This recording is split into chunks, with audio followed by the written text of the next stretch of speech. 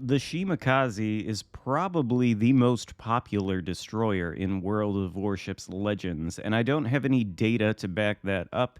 That is just my own personal suspicion, judging by how many Shimakazes you see at the legendary tier. And yet, this ship is probably also one of the worst played ships in the entire game. So I want to give you a good example of how to play the Shimakaze, and I think it's best if I just walk you through all of my thought process as the game goes on. Now, of course, this is done after the fact, so it's a little different than if I were doing it live, but I'll do my best here to elucidate what I'm doing. To begin with, we spawn on the Shatter map, which I hate because the spawns are bad. We spawn somewhere between Bravo and Charlie, so we're going to go to the Charlie flank to try to get around this island. Our goal in doing that is to try to spot the enemy ships that might be lurking behind the island. Contrast that with the other destroyer on our team, the friendly Shima, who is nosing in toward the Bravo cap between two rocks, limiting his field of view and making any escape out of that little channel very difficult. You don't want to go into that center cap. If you're in a destroyer on this map, it usually leads to death. That is a closed area. When you are going to be taking a cap this early on in the game, you want to make sure you have an escape route, and you can't have that if your bow is pointed in between two rocks and you can't turn around. So that is part of the reason why we're going to this flank. And note, we are not entering the capture circle, because if we do, then whatever is over here is going to know a destroyer is on the flank. We spot the Khabarovsk. We don't shoot at him because doing so would not yield very good results. And we spot the Yamato. So instantly we put our torpedoes in the water because we notice he is pushing in toward this flank. We've got a couple ships coming behind us, a Montana and some other cruiser. And now that we've got the torpedoes out at the Yamato, we are going to reverse into the cap. This is so if we get spotted, we're instantly in the right direction and we can run away without taking too much damage. And plus, once we get far enough toward this rock, we lose vision of the Yamato, which I did on purpose. My teammates don't really have any angle to shoot at him, and if he's not spotted, he might not realize that there is a destroyer there. I mean, he should have realized it when he was spotted in the first place. If I were him, I probably would have varied my course and my speed, because I would have expected torpedoes, but the Yamato does not expect torpedoes, and he ends up taking at least one, which is a decent start. More would have been nice, but one is better than none. The reason there, by the way, that I pinged no on the chat wheel was because the friendly Montana requested a smoke screen, which is a nonsensical request on his part. No offense to this guy if he's watching the video. I know he did get very angry that I did not provide the smoke screen, but the reason I didn't is because A, he's flat broadside to the Yamato, B, even if I did provide the smoke screen and he shot at the enemies instead of me, then, well, he would just be spotted and he would be taken down by the Khabarovsk, the Napoli, and the Yamato. Giving him a smoke screen would have netted us 0 value. But what does net the team value is the fact that I have succeeded now in taking the Charlie cap. So there's one solo cap ribbon. Unfortunately, the enemy Shimakaze most likely has taken the Bravo cap. And, well, we're able to dodge his torpedoes there. But we see the enemy Shima has sailed into our spawn and is actually south of the middle island of the Bravo Cap. He's coming up on one of our friendly battleships from behind. And initially I was thinking maybe we ought to chase him as we get torpedoes in the water toward the Napoli.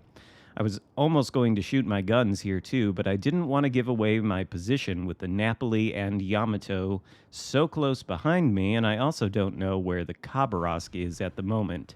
So I make a decision here. Do I pursue that Shima, or do I return to this flank and try to deal with the Yamato and the Khabarovsk? Well, the torpedoes hit the Napoli and take him out for a dev strike, so that's good.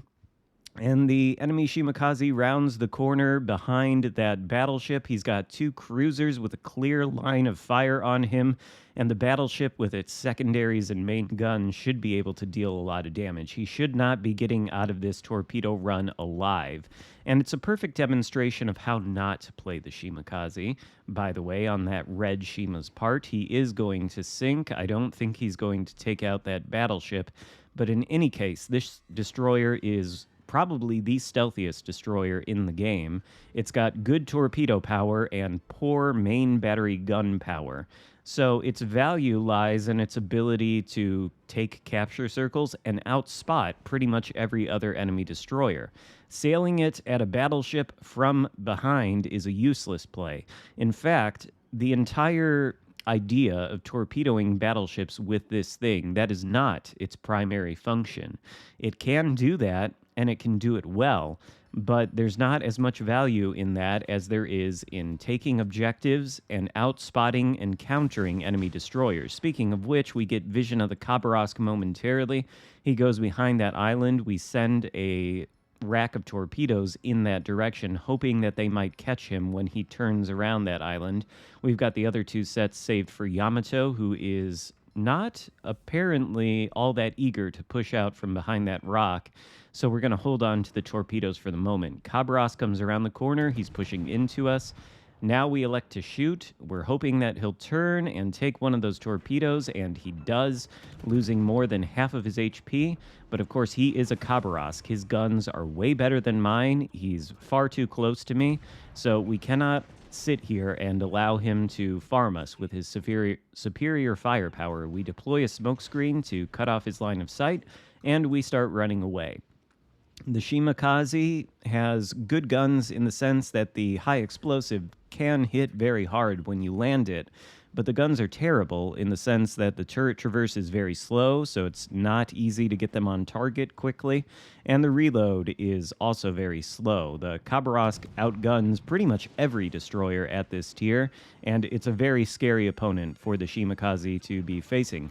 Luckily, the Shima is quite maneuverable, so we're able to dodge a good deal of the fire coming at us, and the Khabarovsk is just not the best at aiming, I guess, because he's missing an awful lot. We decide to silence the guns because we're outside of our detectability, which is 5.1 kilometers, and we should go dark here any moment while still being alive. We do go dark, even though Khabarovsk does get our engine. One of our friendly cruisers is shooting at him thanks to our spotting and is dealing a fair bit of damage to him, but it's not quite enough. We're going to bring the torpedoes into the mix once more, although these kind of torpedo shots on things like Khabarovsk are pretty low probability. He is going for our smoke screen, though. He's going to try to use it for himself, so maybe some of these torps will hit. We're waiting until he crosses the threshold of the smoke screen to shoot this salvo at him. And of course, the reason we're using AP is because the Khabarovsk has 50 millimeter plating along the sides.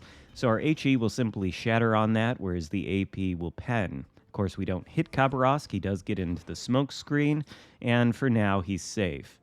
But it is 4 versus 3 at the moment. My team has secured Bravo. We've got 2 cruisers securing Alpha.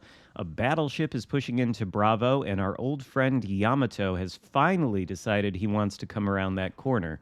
We've got 1 single rack of torpedoes left, so we need to make it count, and we're observing what is Yamato doing. Now, battleships are, of course, my favorite class next to destroyers in this game. I play both of them pretty often, so I'm kind of okay at, determining what an enemy battleship is likely to do, and I can see this guy is sailing toward the center. He probably thinks he's safe. He is outside of my torpedo range now, but now he's not, and he's basically telegraphed his moves. As long as he continues to sail on that course and speed toward the Bravo cap, which he probably will, because he's probably not thinking about me, then those torpedoes are going to hit him and take him out. This is really the second time, and this Lepanto here is going to mark the third and final time that I'm torpedoing a battleship in this game. My goal was to get spotting and to take the capture circle. I succeeded in both of those things, and now, near the end of the game, the goal is to stay alive and try to clear things up. We've got the Khabarovsk spotted. We outspot him by about a country mile, which is a good advantage for us. We control the engagement. We can choose when and if we want to open fire with our main guns. And even though we have the Khabarovsk spotted, we don't open fire now because Yamato could shoot at us. But those torpedoes, well, they were pretty well on target, and they managed to take the Yamato out for our second kill of the game. That just leaves Lepanto and Khabarovsk left, and Lepanto is on pretty low health. So now that Yamato is gone and Khabarovsk has no other teammate who can shoot at us at the moment, we open fire on him. We've got an island over here to our left, which we can hopefully escape around and go dark if that becomes necessary.